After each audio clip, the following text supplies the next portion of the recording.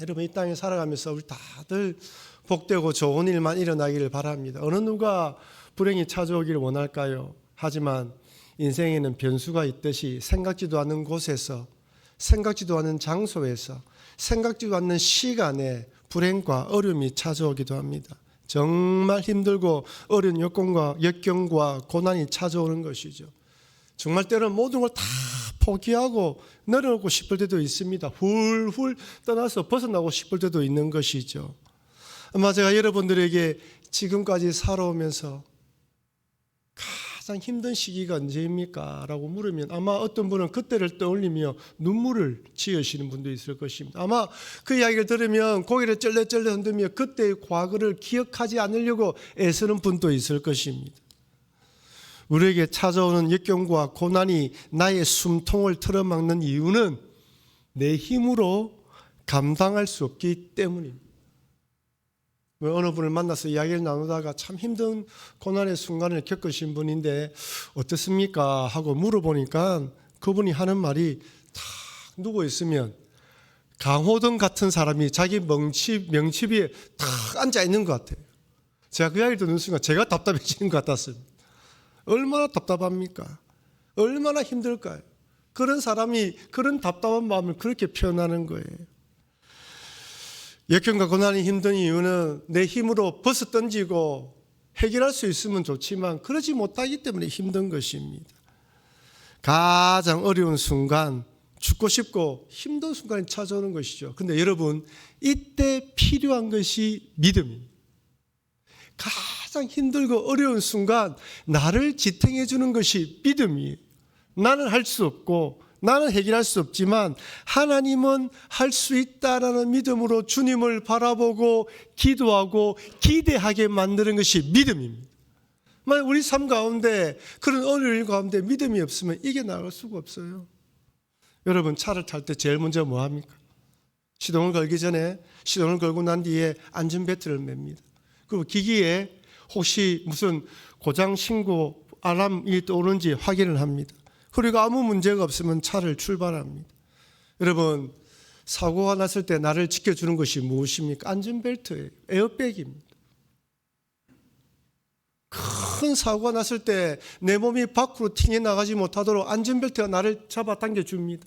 우리가 생각하기에 뭐 딱 잡고 있으면, 운전대를 딱 잡고 있으면 빵 하고 사고가 났을 때 내가 안 튀어나가겠지 하지만 그렇지 않아요. 그 충격이 엄청 큽니다. 그 짧은 찰나의 순간에 나를 딱 붙잡아 주는 것이 안전벨트라는 거예요. 여러분 아무리 안전벨트를 멋있게 보안직하게 꾸몄다 할지라도 사고 시 안전벨트가 나를 지켜주지 않으면 그것은 불량품입니다. 액세서리에 불과한 것이죠. 장식이나 다름없습니다. 위기의 순간 어려운 때에 믿음이란 안전벨트가 작동해서 나를 하나님께 딱 붙어있게 만들어야 됩니다.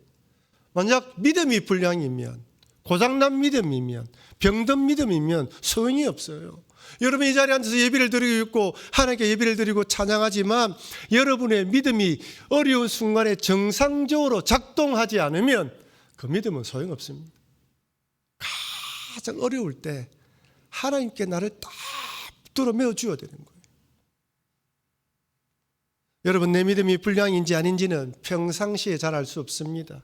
일상생활에 아무런 문제가 없고 아이들 삶 가운데 은혜가 넘치고 남편이나 자기 하는 일에 문제가 없을 때는 내 믿음이 안전한지 튼튼한지 불량인지 확인되지 않습니다. 어려운 순간에 그때 이 믿음이 불량인지 아닌지를 알 수 있는 것이죠.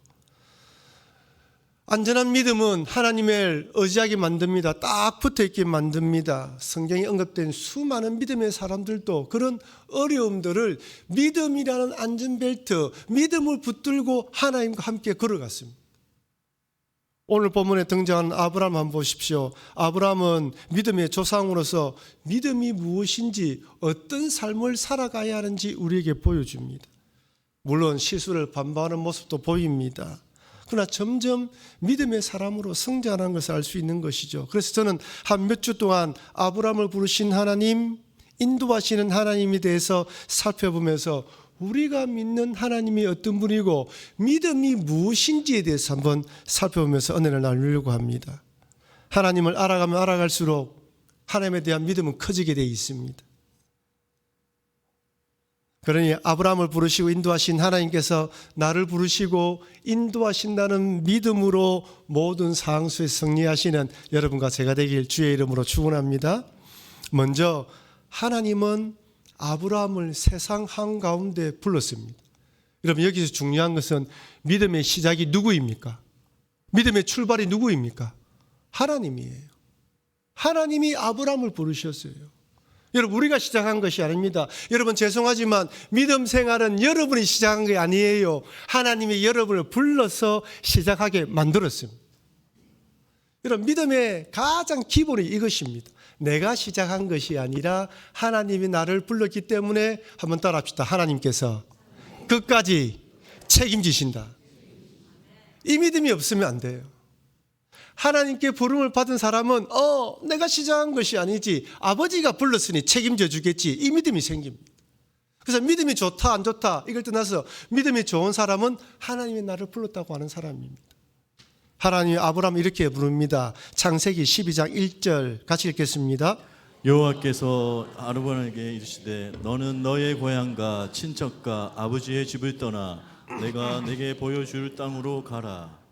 여호와께서 아브라함에게 이르시되, 여러분, 아브라함을 부르신 사건은 단순히 한 인간을 부르신 사건을 뛰어넘어 구속사적으로 아주 의미 있는 일입니다. 창세기 1장 보면 하나님께서 세상을 아름답게 창조했어요. 보시기에 좋았습니다. 여러분, 하나님은 우리가 창조했을 때 보시기에 좋았다고 말합니다. 우리는 우리끼리 비교하면서 네가 좀 더 예쁘니, 쌍꺼풀이 있니 없니, V라인이니 뭐 이런 이야기하지만 하나님 보시기엔 다 예뻐요. 세상에서는 우리는 비교할 수밖에 없습니다. 경쟁할 수밖에 없어요. 돈 많니 적니, 공부 많이 했니 못했니, 실력이 뛰어나니 못나니 늘 세상에서는 주눅이 들어요. 1등한 사람도 만족하지 못하는 것이 세상입니다. 그런데 하나님 안에서 누구입니까? 하나님 안에서 누구든지 나는 하나님께서 기뻐하시는 사람이야 라고 확인받는 곳이 교회입니다. 그 예배 드릴 때 이 자리에 앉아 있으면서 인생의 힘든 짐을 지고 가면서 딱 이 자리에 앉았을 때는 주여, 그래도 주님이 나를 사랑하시죠. 하나님이 아름답게 세상을 창조하셨고 나를 아름답게 창조하지 않았습니까? 네, 여러분 어떻습니까? 아름답게 창조한 이 세상 가운데 내가 주인 되어 내가 내 뜻대로 살아가려고 하는 이 교만함 때문에 모든 인생들이 엉망이 되어버렸습니다. 죄가 관영한 것이죠. 여러분, 죄가 무엇이라고요? 하나님처럼 되려는 교만한 마음이에요. 여러분, 홍수 이전에 온 세상이 죄가 관영하다고 했을 때 우리는 살인죄가 일어나고 뭐 도둑질이 평했다 이래야지만 그것도 맞습니다. 그러나 그 이전에 뭐라고요? 왜 그런 일이 일어납니까? 지가 주인이기 때문이에요. 지가 주인질을 하려고 하는 거예요. 제가 대장질을 하려고 하니까 맨날 싸우는 거예요. 모든 사람들이 서로 높이지려고 하니까 싸우고 치열하게 경쟁하니까 빼앗는 것입니다. 여러분, 자기가 주인 되는 인생에는 양보가 없어요. 배려가 없습니다. 하나님은 온 세상을 심판하기 원하십니다. 그래서 홍수로 심판했습니다. 그리고 노아의 자손들을 통하여 하나님을 높이는 인생들이 살기를 원했지만 창세기 11장에 어떤 사건이 기록되어 있습니까? 바벨탑 사건을 목격합니다. 높이 쌓아서 내 이름을 높이 내자, 이것이 세상의 가치관이에요. 세상의 성공입니다. 하나님은 하나님의 영광을 드러내길 원하고 하나님의 이름을 높여드리기 원하는데 세상은 어떻게든지 내를 높이 쌓아서 자기 이름을 내기 원하는 것입니다. 여러분, 뭘 깨닫습니까? 홍수와 같은 방법으로는 인간의 죄성이 변한다, 변하지 않는다? 변하지 않아요. 여러분, 자세히 보십시오. 노아의 홍수 때 노아가 죽었습니까? 노아의 홍수 때, 그리고 바벨탑 사건이 일어났을 때 노아가 죽었을까요? 살았을까요? 학자들은 노아가 아직도 살아있다고 이야기를 합니다. 홍수 같은 심판을 경험한다고 할지라도 사람의 죄성은 변하지 않아요. 마음속 깊이 새겨져 있는 죄의 본능, 내 뜻대로 내 마음대로 하고 싶고 내를 높이고 싶어하는 이 뼛속 깊은 이 박혀있는 이 죄의 본성은 변하지 않습니다. 홍수와 같은 끔찍한 심판을 경험한다고 사라지지 않아요. 여러분, 죄는 끈질깁니다. 쉽게 사라지지 않습니다. 끝까지 살아남아서 우리를 괴롭힙니다. 예수 믿는 우리도 마찬가지입니다. 성령 충만하고 말씀과 기도에 매여 있지 않으면 언제든지 우리의 육적인 기질이 솟아나옵니다. 부부 싸움할 때도 마찬가지입니다. 부모 자식 간에도 마찬가지예요. 친한 사람과도 마찬가지입니다. 딴 사람으로 변합니다. 이 사람이 우리가 알던 그 사람이 맞나? 왜 그렇습니까? 성령 안에서 말씀과 기도로 충만하지 않아서 그래요.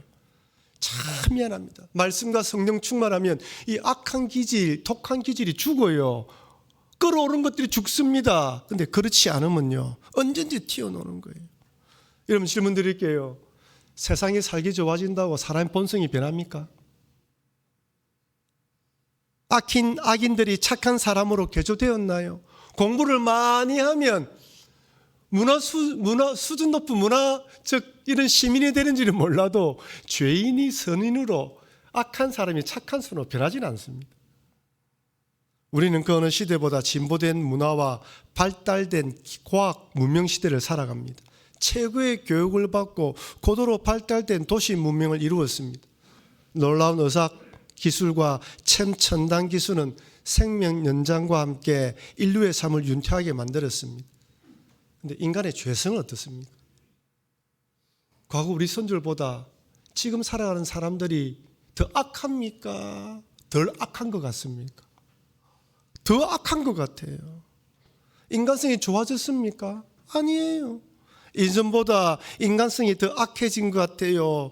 강력 범죄는 늘어나고 잔인무도해졌습니다. 어떻게 인간이 저렇게 악할 수 있을까?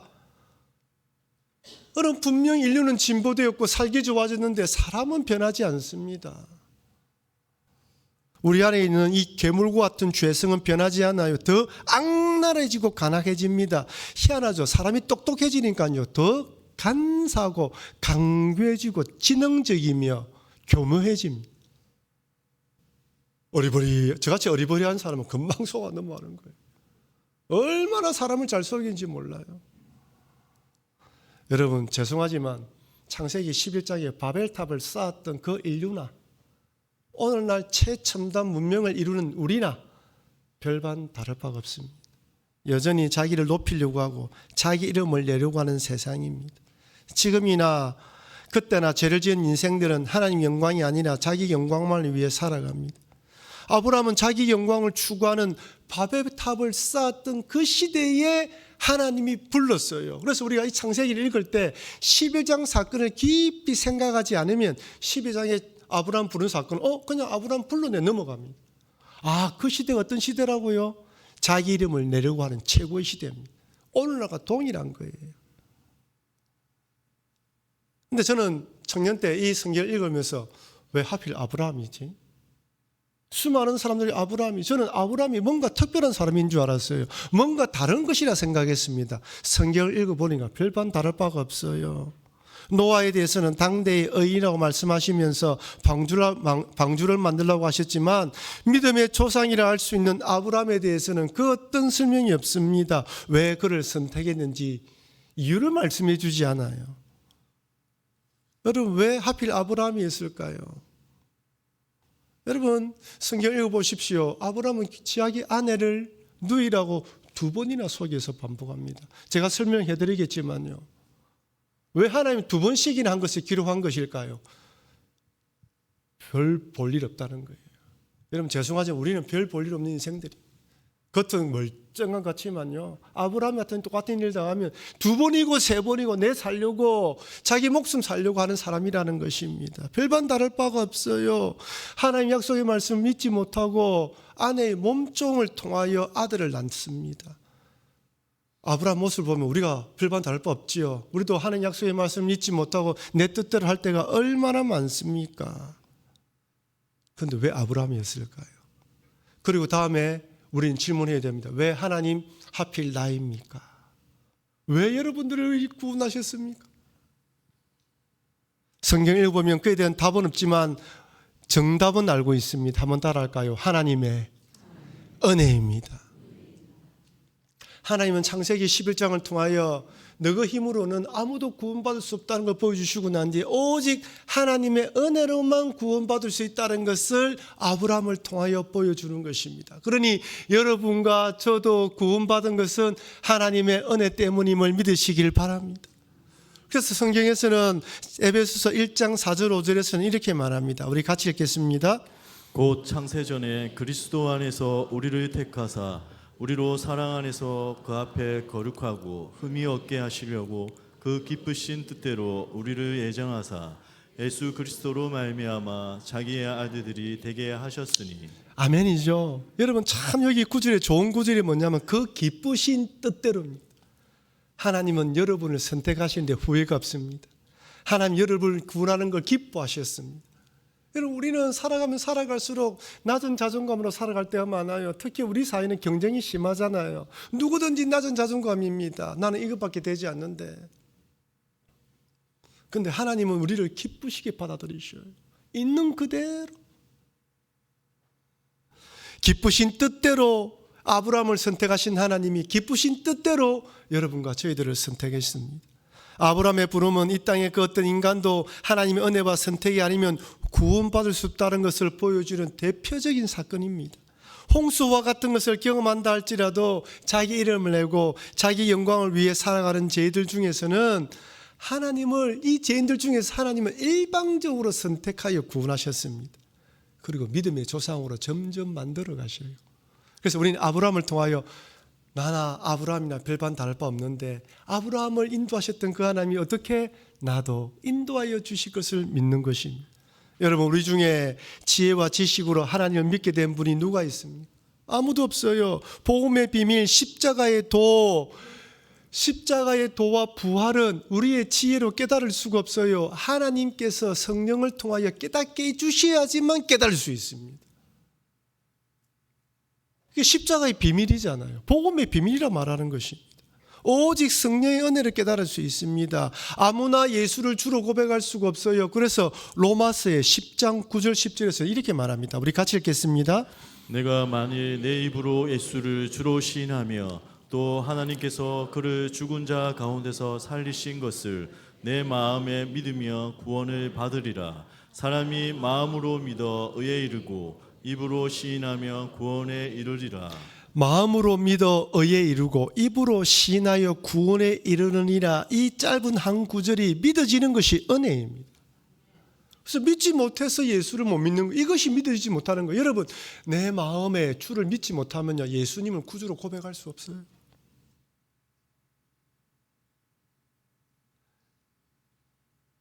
이런 믿음을 주셨기 때문에 그 하나님이 인도하실 것을 믿는 것입니다. 여러분 아브라함의 믿음은 출발입니다. 그런데 나중에 이삭을 바치는 믿음까지 흘러가요. 우리도 그렇게 하신다는 것이죠. 그래서 빌립보서에서 하나님께서 또 이렇게 말합니다. 빌립보서 1장 6절 너희 안에서 착한 일을 시작하신 이가 그리스도 예수의 날까지 이루실 줄을 우리는 확신하노라. 아멘. 여기 착한 일이 무엇입니까? 구원을 말하는 거예요. 여러분을 구원한 거, 우리를 구원한 일 말하는 거예요. 그렇게 우리를 구원한 착한 일을 시작하신 하나님께서 예수의 날까지, 예수님이 재림하시는 날까지 우리가 완전한 믿음의 사람이 될 때까지 이루어 가신다는 것입니다. 주님이 이루어 가실 것을 믿고 우리는 따라가는 것입니다. 성령으로 인도하여 구원받은 믿음의 사람이 될 때까지 주장한다는 것이죠. 그러니 나를 구원하신 하나님께서 끝까지 나를 인도하여 할 것을 믿고 믿음으로 살아가시는 여러분과 제가 되길 바랍니다. 여러분 믿음의 시작은 무엇이라고요? 하나님이 나를 불렀다는 거예요. 이게 믿음의 기본입니다. 믿음 이야기하면 하나님 나를 불렀지 이것입니다. 믿음의 두 번째는 무엇일까요? 그럼 어떤 삶을 살아야 됩니까? 믿음으로 부름을 받았다면 하나님 말씀을 따라 살아가는 것이 믿음입니다. 창세기 12장 2절 3절 우리 같이 읽겠습니다. 내가 너로 큰 민족을 이루고 내게 복을 주어 내 이름을 창대하게 하리니 너는 복이 될지라. 너를 축복하는 자에게는 내가 복을 내리고 너를 저주하는 자에게는 내가 저주하리니 땅의 모든 족속이 너로 말미암아 복을 얻을 것이라 하시니. 1절에 내가 내게 보여줄 땅으로 가라. 그러면 이런 복을 받을 것이라 말씀합니다. 하나님의 약속의 말씀에는 항상 복이 주어져 있습니다. 하나님의 약속의 말씀을 따라 사는 삶에는 평안이 약속되어 있어요. 하나님께서 말씀하신 그 길을 걸어가는 그 삶에는 복된 길이라고 분명히 말씀합니다. 땅을 주겠고 자손을 주겠고 복의 근원 되게 하겠다 약속하십니다. 여러분, 하나님의 복은 하나님의 말씀에 순종하는 자들에게 주어지는 선물입니다. 하나님 아브라함에게 내게 지시할 땅으로 가라고 말씀하십니다. 부름을 받은 자는, 하나님 믿는 자는 하나님의 말씀을 쫓아가야 합니다. 마태복음 4장에 보면 예수님께서 베드로를 부르는 장면이 나옵니다. 어느 날 갈릴리 해변에 다니시던 예수님께서 그물을 싣고 있는 베드로와 그의 형제 안드레를 보시고 배를 띄우라 하고 그물을, 말씀을 전하고 난 뒤에 그물을 던져서 물고기 잡게 하시죠. 그리고 쫓아라고 이야기합니다. 예수님이 베드로에게 이렇게 말씀을 하셔요. 마태복음 4장 19절 20절 같이 읽겠습니다. 말씀하시되 나를 따라오라. 내가 너희를 사람을 낚는 어부가 되게 하리라. 그들이 곧 그물을 버려두고 애수를 따느니라. 여러분, 말씀을 하시되 나를 따라오라. 사람을 낚는 어부가 되겠다가 끝입니다. 근데 베드로와 안드레가 결단을 해요. 다 내리고 따라갑니다. 여러분, 마태가 예수님 따르는 것은 더 기가 막힐 노릇이에요. 어느 날 마태가 세리로서 일을 하고 있는데 돈을 거두고 있는 자리에 예수님이 나타나셨어요. 예수님에 대한 소문을 들었겠지요. 그런데 예수님이 오시자마자 마태에게 따르라고 이야기합니다. 설명이 없어요. 사람을 낚는 어부가 되겠다는 말씀도 없습니다. 따르라고 하는데 다 내려놓고 떠나요. 여러분, 예수님을 부르면은 질문이 없습니다. 어디로 가야 합니까? 묻지도 않아요. 그냥 내려놓고 따라가는 것입니다. 사실 제자들이 이렇게 예수님 말씀에 순종하는 모습은 우리 마음속에 좀 당황하게 만듭니다. 어떻게 저럴 수가 있을까? 과연 나에게 따르라고 하면 나는 어떻게 하지? 지금 내가 살고 있는 집에 집값이 좀 떨어져도 얼마큼 되는데, 내 통장에 얼마나 있는데, 차는 어떻게 하지? 아이고, 우리 아들 딸들은 결혼해가지고 손자는 보고 가야 안 되겠나? 오만 생각이 다 든단 말이에요. 이들에게 그렇지 않겠습니까? 지금 다 내놓고 따라라는 거예요. 근데 이들은 따라요. 그래서 우리 마음속에 저들은 우리와 다르겠지. 뭔가 특별하잖아. 제자들인데, 믿음의 조상인데. 성경은 우리에게 정직하게 이야기합니다. 이 사람들이나 우리나 별반 다를 바가 없다. 여러분, 하나님을 만나고 하나님 부름을 받은 자, 하나님을 아시는 자, 하나님에 대한 믿음이 있는 자는 질문이 없습니다. 그냥 부르면 따라가고 그 말씀에 순종하는 것이 신앙의 길인 것입니다. 그래서 어찌 보면 하나님을 부름을 받고 믿음으로 살아가는 자는 믿음의 여정 가운데 뭘 배우냐면, 믿음으로 순종하면 복을 받고 믿음으로 불순종하면 징계를 받는다. 그래서 하나님의 말씀을 따라 살아가도록 이끄심을 받는 여정이 믿음의 과정이고 신앙의 여정입니다. 여러분, 하나님 백성들이 하나님의 말씀을 따라 살아갈 때 복이 주어집니다. 그렇지 않으면 징계가 임해요. 우리는 지금 수요일마다 사사기 강의를 하고 있습니다. 제가 북교에 부임하면서 빌립보서, 야고보서를 하고요, 창세기부터 출애굽기, 민수기를 거쳐서 여호수아를 다 묵상하고 이제 사사기를 접어듭니다. 사실은 저는 이 사사기를 묵상하면서 사실은 다른 의도로 다른 부분들을 좀 강의를 해야겠다 싶었는데 제 생각과 달리 다른 쪽으로 갈 때가 많아요. 이 본문을 가지고 이렇게 설교하기를 원하신다는 마음을 가지고 설교를 수정할 때도 많습니다. 근데 제가 이 사사기를 쭉 묵상하면서 여러 가지 교훈을 얻지만은 크게 두 가지 교훈을 얻을 수가 있어요. 첫 번째는 뭐냐면, 여호와의 목전에서 악을 행하면 팔리는 인생, 압제당하는 인생이 된다는 거예요. 명확합니다. 사사기를 통해서 주는 교훈이 그거예요. 아니, 여호수아를 통해서 주는 교훈 동일합니다. 여호와의 말씀을 쫓아 행하라. 그리하면 복을 받을 것이다. 그 땅에서 평안할 것이다. 그렇지 않으면 쫓겨난다는 것입니다. 여러분, 이스라엘 백성들이 가나안 땅에 들어가기 전에 광야에 살 때는 하나님의 말씀을 잘 순종했습니다. 그런데 가나안 땅에 들어가면서 생각을 바꾼 것 같아요. 가나안 땅에 들어가면 그 땅을 다스리는 신을 섬겨야 된다. 그 사람들처럼 살아가는 것을 배워야 된다. 그 나라의 방식과 문화에 적응해야 된다고 믿었던 것 같아요. 우리가 세상을 살아가려면 세상에 적응해야 되는 것처럼, 세상을 따라 살아가야 되는 것처럼 그들도 세상 가나안 사람들과 처럼 동화되어 살아가야 된다고 생각했던 것 같습니다. 그런데 그렇게 살면 복된 인생이 될 줄 알았어요. 그런데 그 인생의 끝은 팔리는 인생, 압제당하는 인생입니다. 사람으로부터 고통당합니다. 물질의 어려움을 당해요. 그리고 쫓겨납니다. 모든 복을 다 잃어버려요. 이게 첫 번째 교훈이에요. 두 번째 교훈은 뭐냐면 이런 이스라엘 백성들을 하나님께서 끝까지 사랑하신다는 거예요. 여러분, 사사기에 중요한 패턴이 있습니다. 이스라엘 백성들이 여호와의 목전에 악을 행하면 하나님이 징계를 내립니다. 그럼 이스라엘 백성들이 회개합니다. 그러면 사사를 보냅니다. 구원하시고 평화가 찾아옵니다. 여러분, 사사기에 사사가 몇 명 나옵니까? 12명이 나와요. 12명이 나왔다는 것은 12번 반복했다는 것입니다. 한두 번은 이해할 수 있어요. 3번까지는 괜찮습니다. 4번 넘어가면 참지 못해요. 여러분, 성경에서 3, 7, 12는 무슨 숫자입니까? 완전수예요. 12명의 사사를 보냈다. 물론 뒤에 사무엘 치면 13명이지만 사사기에 12명을 선정했다는 것은 하나님은 완전하게 끝까지 사랑하신다는 것입니다. 이런 죄인이지만, 이렇게 부족하지만 하나님은 끝까지 인도하여 이끌어 가신다는 거예요. 여러분, 한번 따라합시다. 하나님께서 우리를 사랑하시는 것을 끊을 수가 없습니다. 그래서 로마서에서 이렇게 말합니다. 로마서 8장 38절 39절 우리 같이 읽겠습니다. 내가 확신하노니 사망이나 생명이나 천사들이나 권세자들이나 현재의 일이나 장래의 일이나 능력이나 높음이나 깊음이나 다른 어떤 피조물이라도 우리를 우리 주 그리스도 예수 안에 있는 하나님의 사랑에서 끊을 수 없으리라. 아멘입니까? 아멘이죠. 하나님의 사랑에 끊을 수가 없습니다. 그러니 태초부터 나를 선택하신 하나님께서 끝까지 인도하신다는 것을 믿고 하나님의 말씀에 순종하시며 살아가시는 여러분과 제가 되길 주의 이름으로 축원합니다. 이렇게 아브라함은 결국 본토 친척 아비 집을 떠나서 가나안 땅에 도착합니다. 창세기 12장 5절 아브라함이 그의 아내 사레와 조카 롯과 하란에서 모은 모든 소유와 얻은 사람들을 이끌고 가나안 땅으로 가려고 떠나서 마침내 가나안 땅에 들어갔더라. 여러분, 가나안 땅에 들어간 아브라함의 믿음의 여정은 끝입니까? 시작입니까? 시작이에요. 믿음은 죽을 때까지 계속 가야 합니다.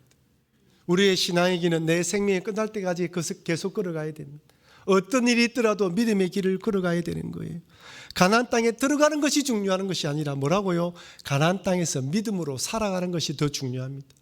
여러분들이 예수 믿는, 또 하나님께서 부르셔서 예수 믿는 것도 중요합니다. 그러나 그 믿음을 가지고 신앙생활하는 것은 더 중요합니다.